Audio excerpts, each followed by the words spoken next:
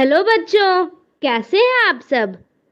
घड़ी कर रही है इशारा 3 बजने का और वक्त हो चला है हमारा मनपसंद प्रोग्राम का।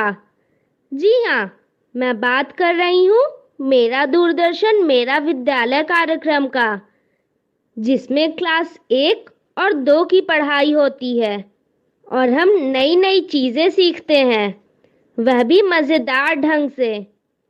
अभी चूंकि हम लोगों के स्कूल बंद हैं, इसीलिए अपनी पढ़ाई घर पर ही रहकर करनी है, जिसमें हमारे साथ होते हैं मम्मी, पापा और घर के अन्य बड़े लोग।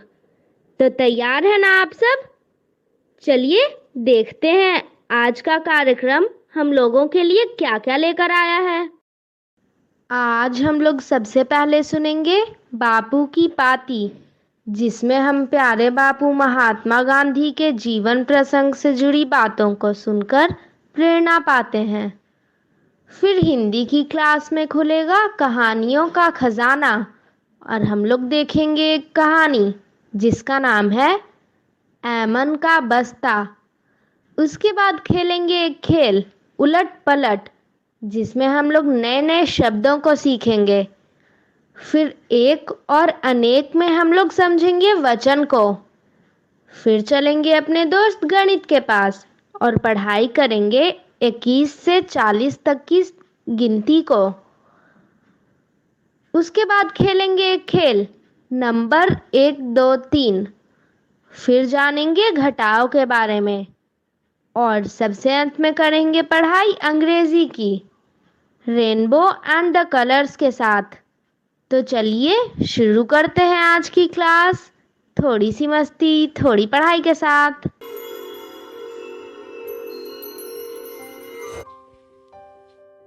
बापू की कहानी, जिसमें हम बात करेंगे महात्मा गांधी के जीवन के बारे में। पिछली बार हमने ये जाना कि बापू की शादी जल्दी हो जाने की वजह से उनकी 1 साल की पढ़ाई बिगड़ गई। बाद में उन्होंने खूब मेहनत करी, पढ़ाई में उनका मन लगने लगा, लेकिन व्यायाम करने से वो बचते थे। व्यायाम ना करने का नुकसान मोहन को उतना नहीं हुआ, पर एक दूसरी कमी की कीमत उन्होंने जीवन भर चुकाई और वो थी बिगड़ी हुई लिखावट। उन्हें यह गलतफहमी हो गई थी कि साफ सुथरी लिखाई का शिक्षा से कोई लेना देना नहीं है। बड़े होने के बाद गांधी जी ने अपनी खराब लिखावट सुधारने की कई बार कोशिश करी, लेकिन बचपन की बिगड़ी आदत फिर ठीक नहीं हुई। उनका लिखा हुआ पढ़ना मुश्किल होता था। जब दूसरों के मोती के दानों जैसे साफ और सुंदर अक्षर दिखते, तब गांधी जी को पछतावा होता।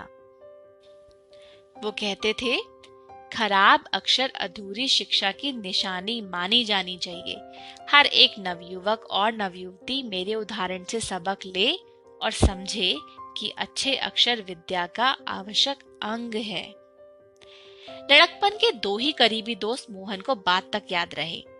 पहले ने उनका साथ इसलिए छोड़ दिया क्योंकि उनकी दोस्ती दूसरे से हो गई थी। ये दूसरा लड़का मोहन के मंझले भाई करसन दास का दोस्त था। दोनों की ही पढ़ाई में रुचि नहीं थी। दोनों बार बार फेल होकर मोहन की कक्षा में ही आ चुके थे। यह दोस्त दूर तक तेजी से दौड़ सकता था, ऊंचा कूद सकता था, लंबा भी कूद सकता था, दीवार चढ़ने में माहिर, खेल कूद में प्रवीण और सजा या पिटाई सहज ही सह लेता था।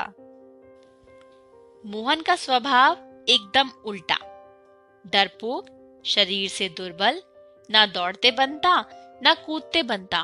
कोई डांट दे तो रो पड़ते, पिटाई सहना तो दूर की बात। दोस्त यह सब जानता था। जो कमियां हमें अपने आप में दिखती हैं, उन्हीं गुणों को हम दूसरों में खोजते हैं। मोहन अपने दोस्त से बहुत प्रभावित थे। दोनों ने स्टूडियो में जाकर के साथ में फोटो भी खिंचवाई थी। माँ, बड़े भाई और कस्तूरबाई ने मोहन को समझाने की खूब कोशिश की।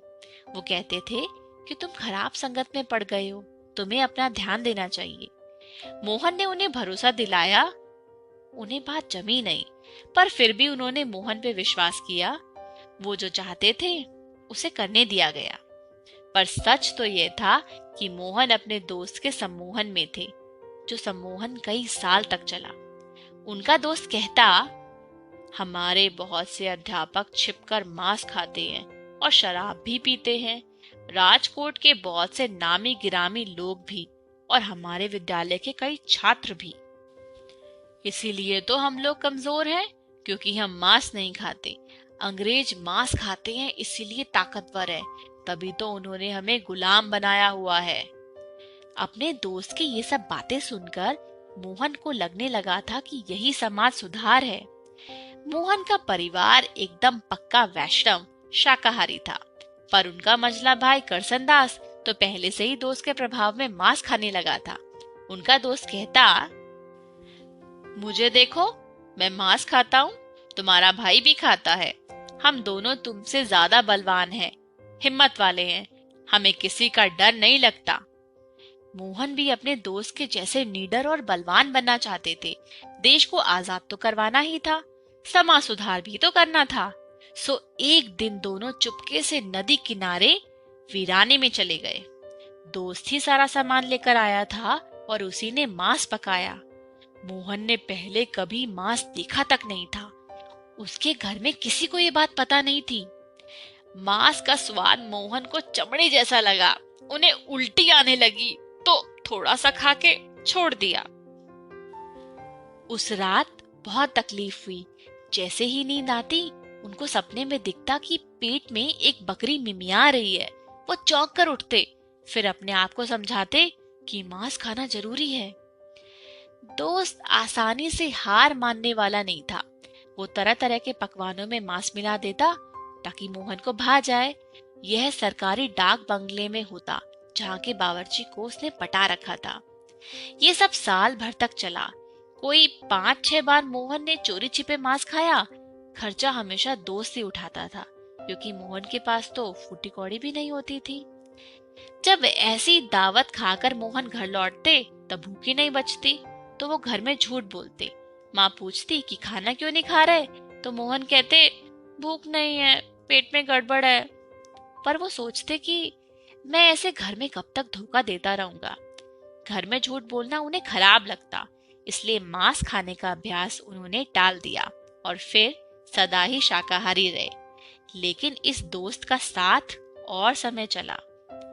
कस्तूरबाई के बारे में भी इस दोस्त ने मोहन के कान भरे। वे अपनी पत्नी पर बेवजह शक करने लगे। कस्तूरबाई के पास मोहन की बदसलूकी सहने के अलावा कोई चारा नहीं था। मोहन के लिए दोस्ती कई तरह से भाग्य का कारण बन चुकी थी। वे इससे तभी छूटे जब उन्होंने अपने दोस्त को कुछ ऐसी खराब हरकतें करते देखा जिससे उन्हें धक्का लगा। आज के लिए इतना ही। अगली बार हम देखेंगे कि क्या हुआ था जब महात्मा गांधी ने चोरी की थी।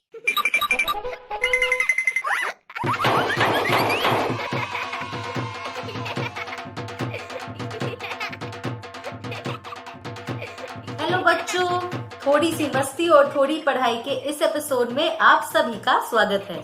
मैं आशा करती हूँ कि ये प्रोग्राम सभी बच्चे अपने माता पिता और अपने भाई बहन के साथ देख रहे होंगे, क्योंकि हमारा प्रोग्राम तो घंटे भर में खत्म हो जाएगा, पर घर पर मस्ती और पढ़ाई सब मिलकर करते रहेंगे ना, तो बहुत मजा आएगा। क्यों, सही कह रही हूँ ना मैं? तो चलिए शुरू करते हैं।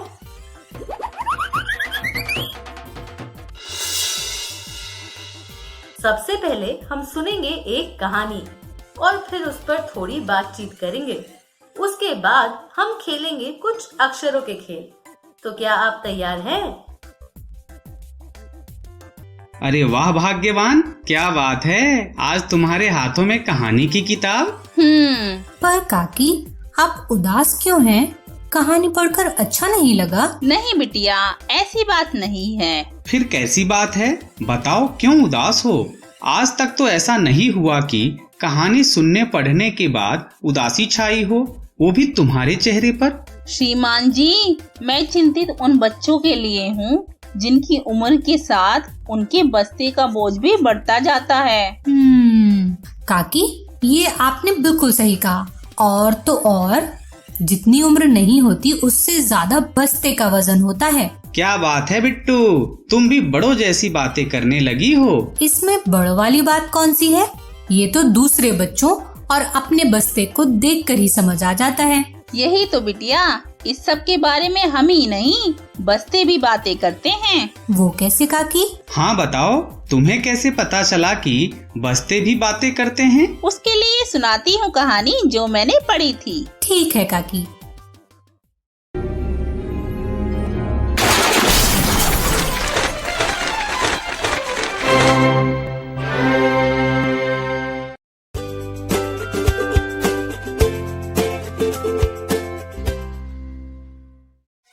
अब आप मीना से सुनिए कहानी ऐमन का बस्ता। लेखन मजहर अहमद, चित्रांकन 211 स्टूडियो, अनुवाद राजेश खार, प्रकाशन प्रथम बुक्स, साभार स्टोरी वीवर।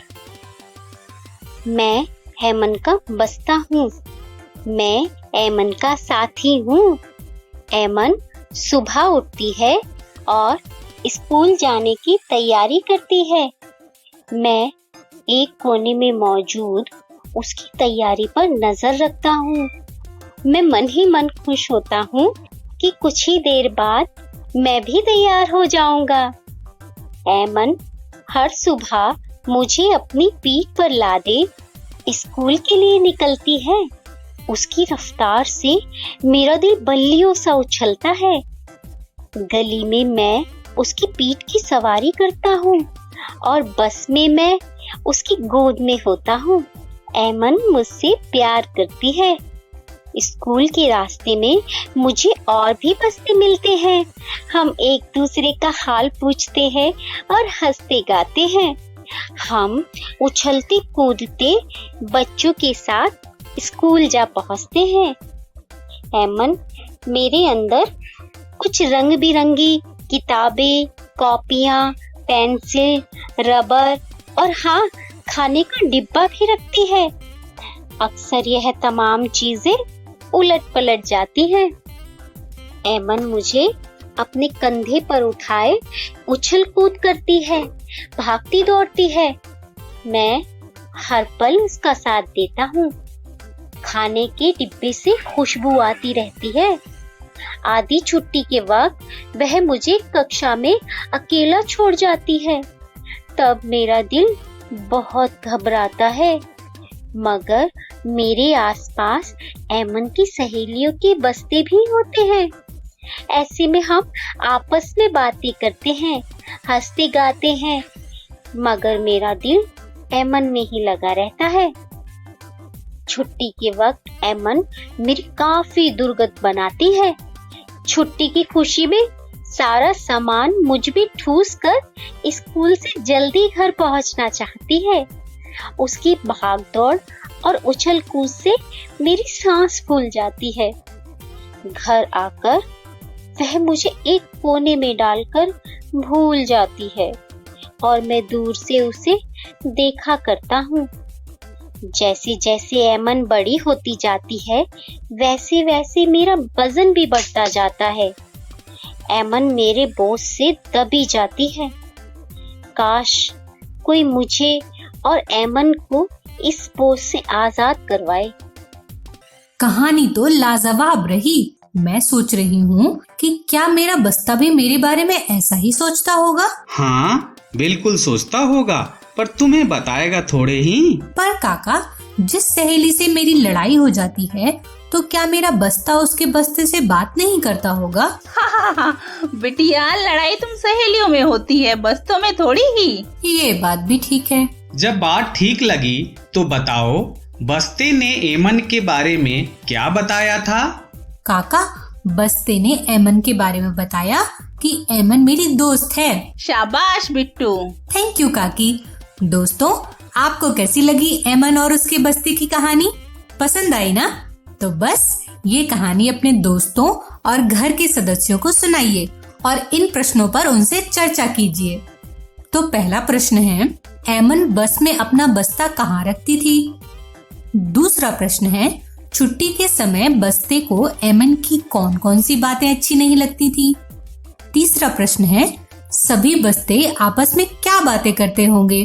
सोचिए और अपने घर के सदस्यों को बताइए। चौथा प्रश्न है, आप अपने बस्ते में क्या क्या रखते हैं? उनके नाम लिखिए। कहानी के बाद बारी है अपने दोस्तों को खेल खिलवाने की। बिल्कुल सही कहा। तो काका जल्दी से बताइए, मैं और मेरे दोस्त कौन सा खेल खेलने वाले हैं? हाँ बताइए, हम कौन सा खेल खेलने वाले हैं? हम खेलने वाले हैं खेल जिसका नाम है उलट पलट। वही ना, जिसमें घर बैठे बैठे देश विदेश के दर्शन होते हैं। बिल्कुल सही काकी। फिर तो जल्दी से शुरू कीजिए। तो खेलते हैं खेल।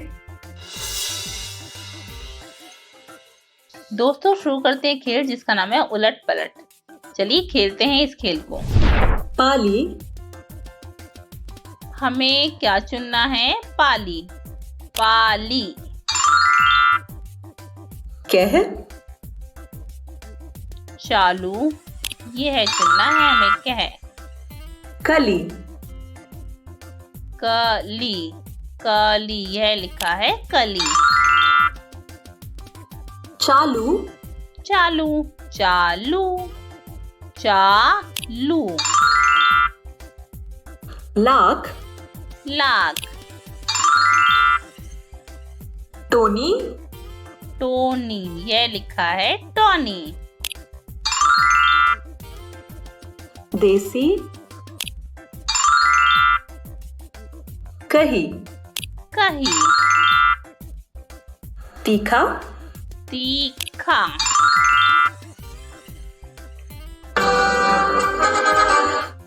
ऑस्ट्रेलिया की कोई खास चीज है? चलिए बढ़ते हैं आगे। महक। महक। मयंक, यह लिखा है मयंक। महक, यह लिखा है महक। निगाह। निगाह, यह लिखा है निगाह। मदिरा। कंजूसी, लेटना, मदिरा। लेटना। ये तो हमने अभी पढ़ा था। देखता। देखता लिखा है देखता, ये है। कंजूसी। कंजूसी। आप बताइए कंजूसी कहाँ लिखा है? क्या कहा? बीचों बीच लिखा है कंजूसी। बिल्कुल सही। लकवा। ये है। किसका। किसका? किसका। मयंक। मयंक।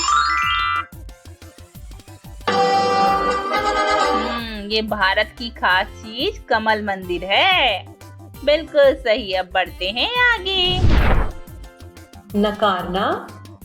नकारना लिखा है कहाँ कहाँ ना, ये तो नातेदार है। नकारना।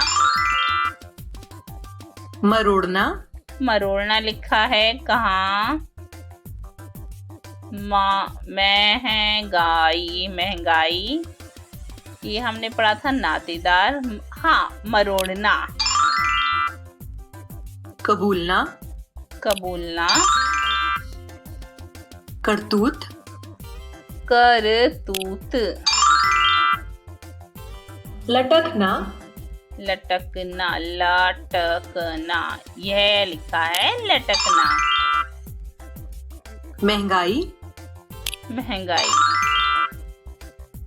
लेखपाल। लेखपाल।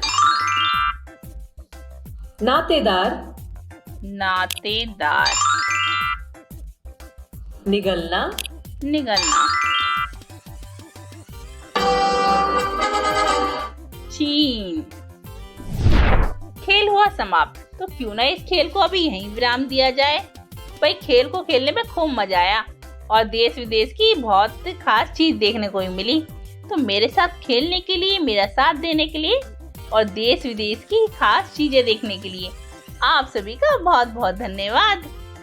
भाई वाह, घर बैठे बैठे देश विदेश की खास चीजें देखकर तो मजा ही आ गया। अच्छा जी, तो क्या तुम्हें सभी खास चीजों के नाम पता थे? नहीं जी, मुझे तो बस किस देश में है यही पता चला। कोई नहीं काकी, इतना भी काफी है। हाँ, पर अनेक बार देखूंगी तो उस खास चीज का नाम क्या है यह जरूर पता कर लूंगी। शाबाश। पर तुम्हारे अनेक शब्द से मुझे एक और खेल याद आ गया। कौन सा काका? एक और अनेक। फिर तो जल्दी शुरू कीजिए। दोस्तों शुरू करते हैं खेल जिसका नाम है एक और अनेक। इस खेल में हमें एक वचन और बहुवचन के बारे में बताना होगा। तो चलिए खेलते हैं इस खेल को। टुकड़ा, अनेक टुकड़े। एक कवि, अनेक कविगण। एक नीति, अनेक नीतियाँ। एक कथा, अनेक कथाएं। एक वचन और बहुवचन शब्दों को पहचान कर क्लिक करें। टुकड़े एक नहीं, टुकड़े होते हैं अनेक। कविगण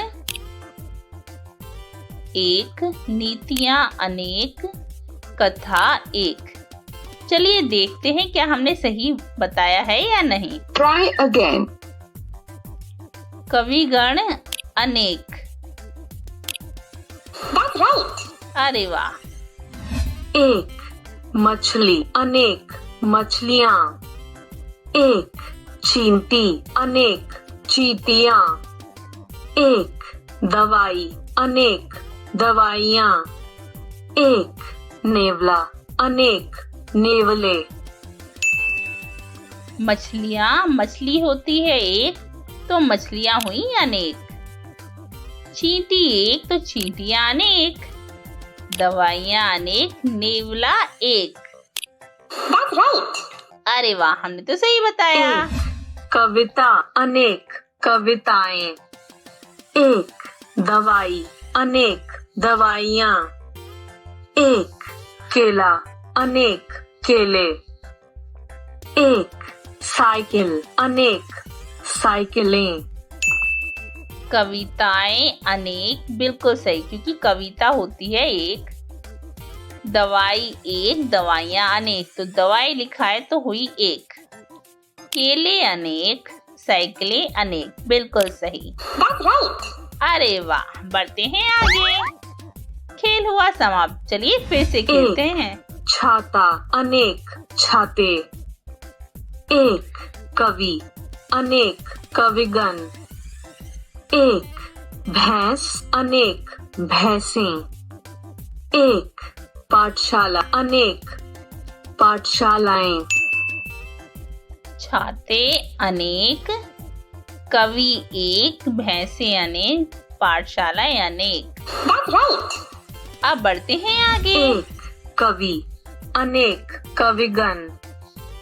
एक लड़का, अनेक लड़के। एक मोटर, अनेक मोटरें। एक तिनका, अनेक तिनके। कवि एक, लड़के अनेक, मोटर एक, तिनका अनेक। नहीं, तिनका होता है एक। That's right. अरे वाह, सही बताया। एक वस्तु, अनेक वस्तुएं। एक ताली, अनेक तालियां। एक कलम, अनेक कलमें। एक मिठाई, अनेक मिठाइयाँ। वस्तु एक, तालियां अनेक, कलमें अनेक सही है, और मिठाई एक। That's right. अब बढ़ते हैं आगे। खेल हुआ समाप्त। चलिए फिर से एक बार इस खेल को खेलते हैं। एक चिड़िया, अनेक चिड़िया। एक ताला, अनेक ताले। एक कविता, अनेक कविताएं। एक कला, अनेक कलाएं। चिड़िया एक, ताले एक या अनेक? क्या कहा? अनेक। हाँ, ताले अनेक। कविता एक, कला एक। That's right. एक रानी, अनेक रानियां। एक टांग, अनेक टांगे। एक नौका, अनेक नौकाएं। एक घड़ी, अनेक घड़ियां। रानी एक टांगे, अनेक नौकाएं, अनेक घड़ी एक तो घड़ियां हुई अनेक। That's right. एक बोतल, अनेक बोतलें। एक मेला, अनेक मेले। एक मेज, अनेक मेजें। एक रोटी, अनेक रोटियां। बोतलें, अनेक मेले, मेला एक तो मेले अनेक, मेज एक रोटियां अनेक। That's right. खेल हुआ समाप्त। भाई इस खेल को खेलने में खूब मजा आया और बहुत कुछ सीखने को भी मिला। हमने इस खेल में सीखा एक वचन और बहुवचन। तो बच्चों, मेरे साथ खेलने के लिए, मेरा साथ देने के लिए और मेरे साथ सीखने के लिए आप सभी का बहुत बहुत धन्यवाद। खेल तो बहुत ही मजेदार था बिट्टू के काका। हाँ काकी, और साथ ही एक वचन और बहुवचन की समझ भी बन गई। आप चाहो तो परीक्षा ले लो। परीक्षा भी जरूर ली जाएगी, पर समय आने पर। समय आने पर मतलब अभी परीक्षा लेने का समय नहीं है। बिल्कुल नहीं। तो अभी किसका समय है? अभी समय है एक खेल का, जो करवाने वाली है बिट्टू की काकी। श्रीमान जी, यह क्या बात हुई? आपने तो मुझे ही फंसा दिया। अब तो काकी आप फंस गई। भाग्यवान, खेल खिलवाने के अलावा और कोई रास्ता नहीं है। ठीक है, इस खेल में आप दोनों को जमीन के अंदर उगने वाले सब्जियों के नाम बताने होंगे। इसमें तो काका ही जीत जाएंगे। यह तो खेल खेल कर ही पता चलेगा। तो शुरू करूं? हाँ काकी। शुभ काम में देर किस बात की। बिट्टू से शुरू करते हैं। आलू, प्याज, मूली, लहसुन, शलजम, गाजर। ओल। अब तो याद ही नहीं आ रहा। ठीक है, तो अब जमीन के ऊपर उगने वाली सब्जियों के नाम। लौकी, भिंडी, बैंगन, शिमला मिर्च, टमाटर, कटहल, गोभी। कद्दू। बस अभी इस खेल को यहीं रोकते हैं। ठीक है, पर बहुत ही मजेदार खेल था। बच्चों, आप सभी भी अलग अलग फल सब्जियों के साथ इस तरह का खेल खेलिए।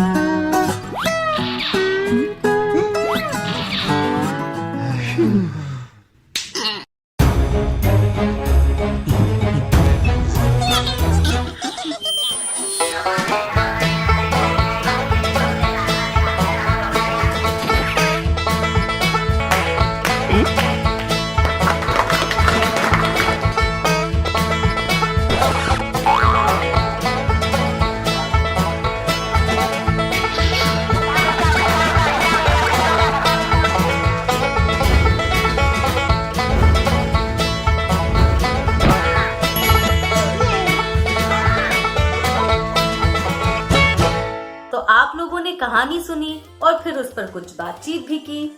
आया ना मजा? आज तो हम लोगों ने बहुत कुछ सीख लिया। तो चलिए अपने इस सीखने के सिलसिले को थोड़ा आगे बढ़ाते हैं और सीखते हैं गणित। खेल खेल में, हंसी मजाक में, बहुत ही मस्ती करते हुए। तो चलिए सीखते हैं गणित। हेलो बच्चों, चलो आओ एक बार और अभ्यास करते हैं 21 से 40 तक की गिनती का। तो चलो शुरू हो जाओ, गिनती शुरू करते हैं। सबसे पहले तो 21 शब्दों में कुछ इस तरह लिखा जाता है। फिर 22, 23,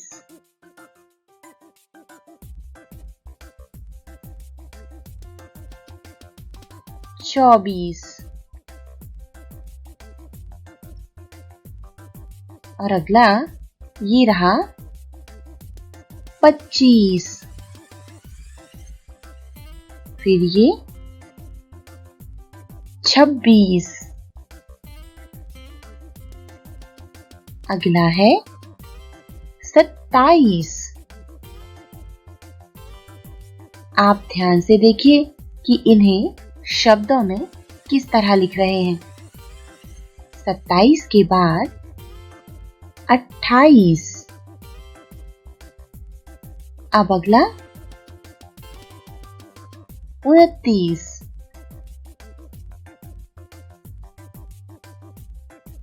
29 के बाद 30, 21, 22, 23, 24, 25, 26, 27, 28, 29 और 30। अब आओ आगे बढ़ते हैं। 30 के बाद पर चलते हैं। 30 के बाद है 31 और फिर 31 से पहुंचेंगे 32, 31, 32, अगला 33। बच्चों अगला बताओ कौन सा होगा? 31, 32, 33 और ये 34, 34। अब अगला होगा 35। बहुत अच्छे, बिल्कुल ठीक। 35 के बाद क्या होना चाहिए? देखिए 31, 32, 33, फिर आया 34 और फिर 35। तो अगला होगा 35, 36। अब अगला क्या होगा? आपको याद ही है कि 36 के बाद क्या आता है? 37। यहाँ रहेगा 37। अच्छा अब अगला देखो 31, फिर 32, 33, 34, 35, उसके बाद है 36, फिर 37। अब अगला ये 38। ये रहा 38 यहाँ पर। तो अब आगे क्या होगा? 38 के बाद क्या आएगा बच्चों? 38 के बाद 39। यहाँ है 39, 31, 32, 33, 34, 35, 36, 37, 38, 39। तो 39 के बाद अगला नंबर होगा 40। बच्चों हमने आज 21 से लेकर 40 तक की गिनती का अभ्यास किया। एक बार घर पे फिर से जरूर अभ्यास कीजिए। हम फिर मिलेंगे। Bye bye.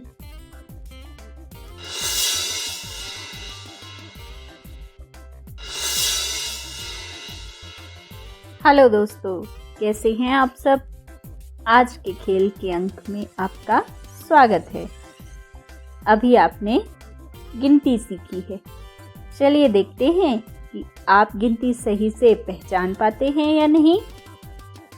गिनती की सही पहचान आपको हो गई है या नहीं, ये देखने के लिए हम लेकर आए हैं एक खेल जिसका नाम है नंबर 1, 2, 3। तो चलिए जल्दी से बिना वक्त गवाए देखते हैं कि यहाँ पर हमें कौन कौन से नंबर यानी कि गिनती देखने को मिलती है। 31, ये पूछ रहा है हमसे 31। तो यहाँ पर ये है 24, 25, 26, 27, 28, 29, 30, 31। ये रहा नंबर 31। 24, अगला नंबर पूछा गया है 24। तो सोचिए कि 24 कहाँ है। जी, ये रहा नंबर 24, बिल्कुल शुरू में। 25, अब अगला है 25, तो 24 के बाद आता है 25। तो देखते हैं कि अंकों में 25 कैसे लिखा जाता है। 32, 32।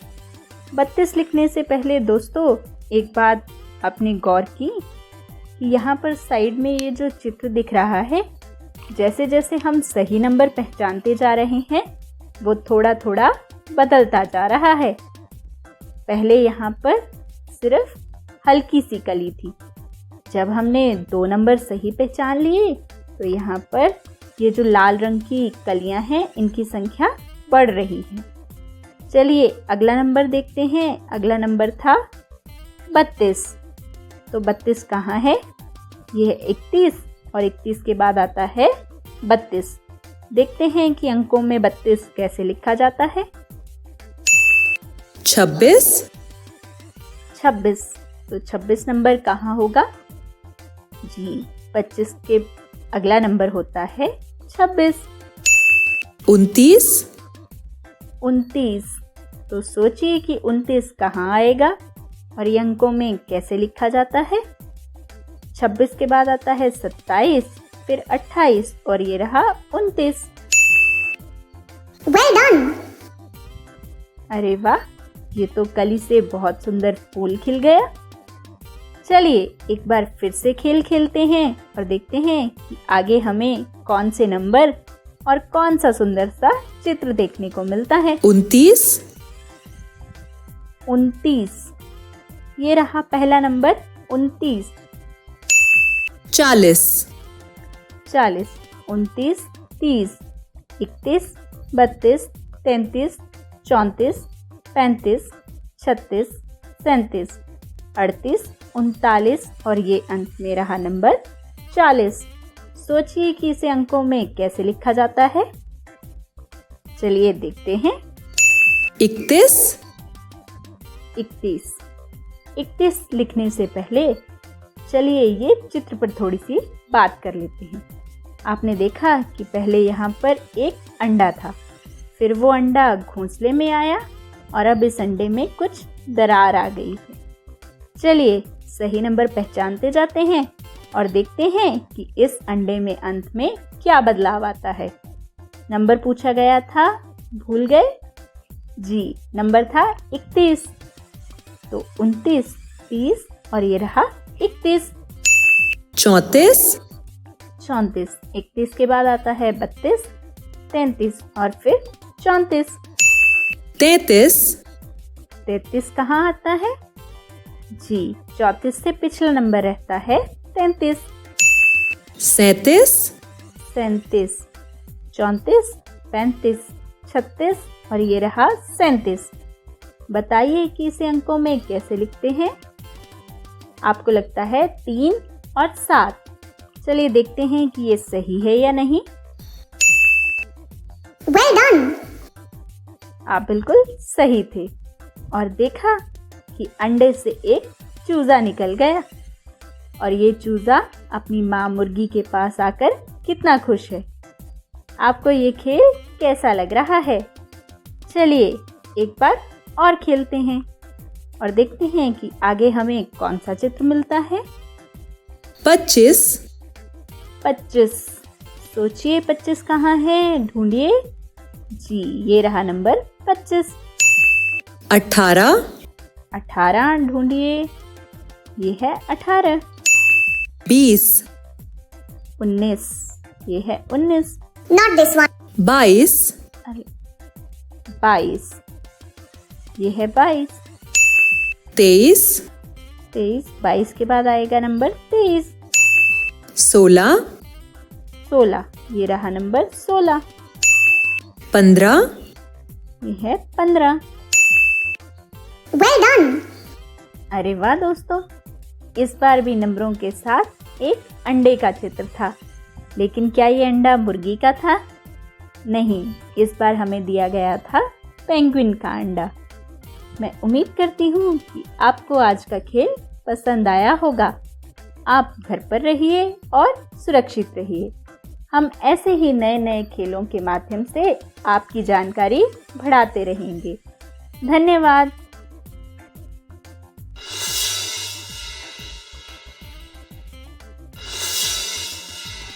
घटाव 28 घटाव 19 बराबर कितना होगा? चलिए इसे हल करते हैं। कैसे हल करेंगे? बिल्कुल आसान है। चलो इस टेबल पे इकाई दहाई में इन संख्याओं को लिख लेते हैं। तो इकाई और दहाई हम यहाँ लिखेंगे। अब 28 में 8 इकाई है, 2 दहाई, और इसमें हम घटा देते हैं 19, जिसमें 9 इकाई और 1 दहाई है। तो देखिए, अब 8 से हमें घटाना था कितना? 9।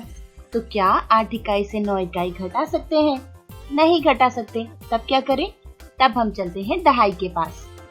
दहाई से अगर हमने 2 दहाई से 1 दहाई निकाल दी तो बचेगी 1 दहाई, और वह 1 दहाई हमने कहाँ दे दी?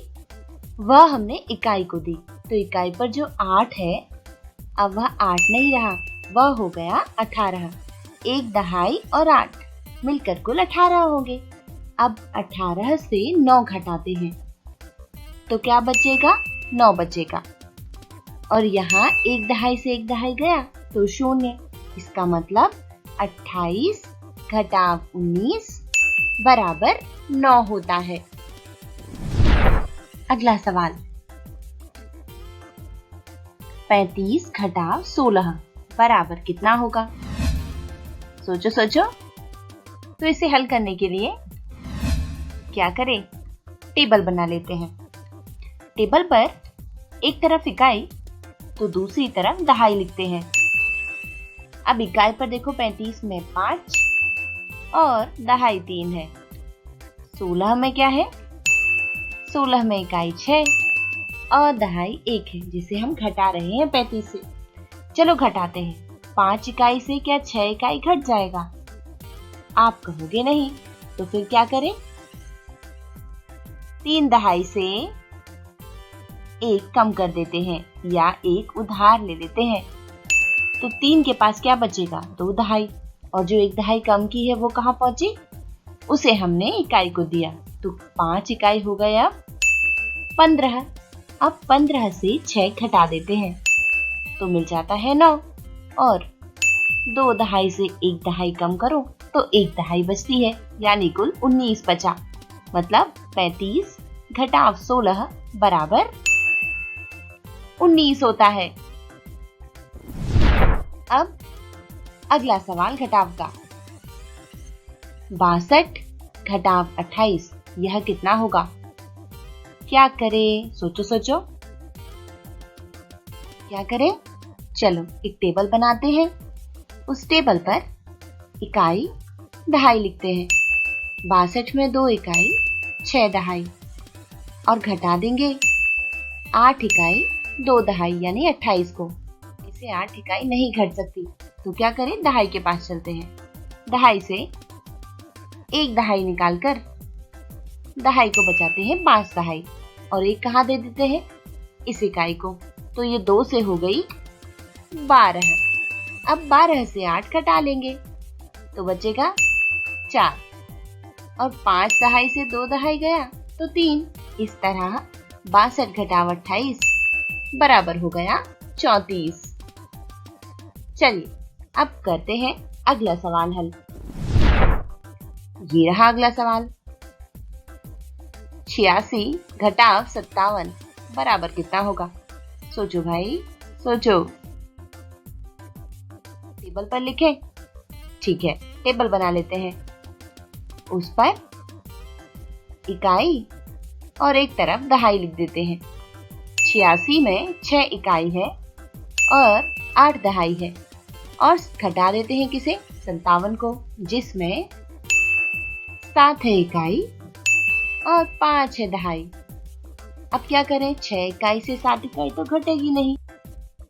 दहाई ने अपनी 8 में से 7 दहाई बचाकर किसे दी, इकाई को, 1 दहाई। तो 6 से हो गए अब 16। 16 इकाई से 7 कम करो तो बचता है 9, और 7 से 5 गया दोस्तों तो 2। इस तरह 86 घटाव 57 बराबर होता है 29। तो हमने अपने सवाल हल कर लिए हैं बच्चों। फिर मिलेंगे, तब तक अपना ख्याल रखें। Bye bye.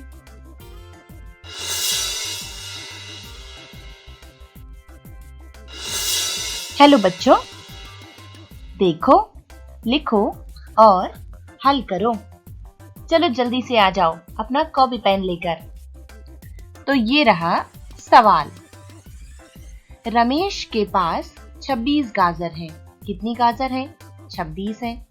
उसमें से सुरेश को 17 गाजर दे दिए। तो बताओ कि रमेश के पास कितने बचेंगे? भाई रमेश के पास कितनी गाजर थी? 26, और सुरेश को कितने दिए? 17 गाजर दे दिए। तो बताओ कि कितने बचेंगे, और करो ये अगला सवाल हल। ये रहा आपका अगला सवाल। अनमोल के पास मौसम्बी 33 है। कितने हैं? 33। उसमें से रतन को 29 मौसम्बी दे दिए। रतन को कितने दिए? 29 दिए। तो क्या करना है, तो बताना है कि अनमोल के पास कितने मौसम्बी बचेंगे। देखो भाई, अनमोल के पास कितने थे? 33 थे। फिर क्या हुआ, रतन को उसने दे दिए। कितने देने? 29। तो बताना है कि अब अनमोल के पास कितने बचेंगे जब वह 33 में से 29 मौसम्बी दे देगा रतन को। तो ये रहा अगला सवाल। गीता के पास 51 चीकू हैं। उसमें से गोलू को 38 चीकू दिए। तो बताओ गीता के पास कितने चीकू बचेंगे? गीता के पास कितने हैं? गीता के पास है 51 चीकू। और गोलू को कितने दिए? गोलू को दिए 38। तो बताओ अब गीता के पास कितने चीकू बचेंगे? सोचो सोचो, हम इसमें क्या करेंगे? जल्दी से हल निकालो दोस्तों। ये रहा अगला और आखिरी सवाल। सचिन के पास 31 सीताफल हैं। कितने हैं? 31। उसमें से रीता को 25 सीताफल दिए। तो बताओ कि सचिन के पास कितने सीताफल बचेंगे? तो भाई सचिन के पास कितने थे? 31। रीता को कितने दे दिए? 25। तो बताना है कि अब सचिन के पास कितने सीताफल बचेंगे। इनके जवाब के साथ दोस्तों हम फिर मिलेंगे। अपना ख्याल रखिए। Bye bye.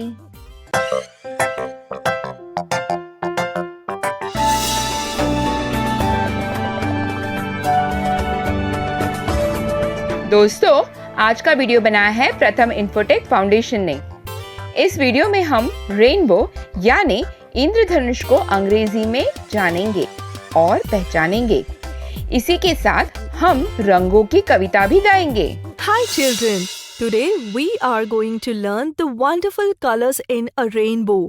We see a rainbow in the rainy season. Sight of a rainbow in the sky makes us feel happy. These are 7 colors in a rainbow. Let's see which are those colors. Red, orange, yellow. Red, orange, yellow. Green, blue, indigo. Green, blue, indigo. And violet makes a rainbow. And violet makes a rainbow. Let's sing again. Red, orange, yellow. Red, orange, yellow. Green, blue, indigo. Green, blue, indigo. And violet makes a rainbow. and violet makes a rainbow. Children, let's count the colors of a rainbow. Red, orange, yellow, green, blue, indigo and violet. Now it's time for some activities. Here you can see some stars of different colors and some different colorful things we have to match them. Yellow, frog. Apple, red. Orange, mangoes. Green, parrot. Blue, van. Grey, rat. Violet, brinjal. Now let's learn the spelling of colors and match them with the given shapes. YELLOW, yellow. BLUE, blue. RED, red. ORANGE, orange. GREEN, green. VIOLET, violet. GREY, grey. Children, you have to learn all the spellings. Now let's do conversation practice. See how Meena and Raju are talking. What color is the parrot? The parrot is green. What color is the sun? The sun is yellow. What color is the rose? The rose is red. What color is the balloon? The balloon is blue. What color is the brinjal? The brinjal is violet. Children, you should also include such simple sentences in your conversation every day and learn how to talk in English. आया ना मजा गणित सीखकर? मुझे तो लगता है कि आज के प्रोग्राम में हमने ढेर सारी चीजें सीखी हैं। खैर, समय समाप्त हुआ तो हमें जाना होगा। हम कल फिर मिलेंगे इसी समय यहीं पर। आना मत भूलिएगा। तब तक के लिए बाय बाय। घर रहिए, सुरक्षित रहिए, स्वस्थ रहिए।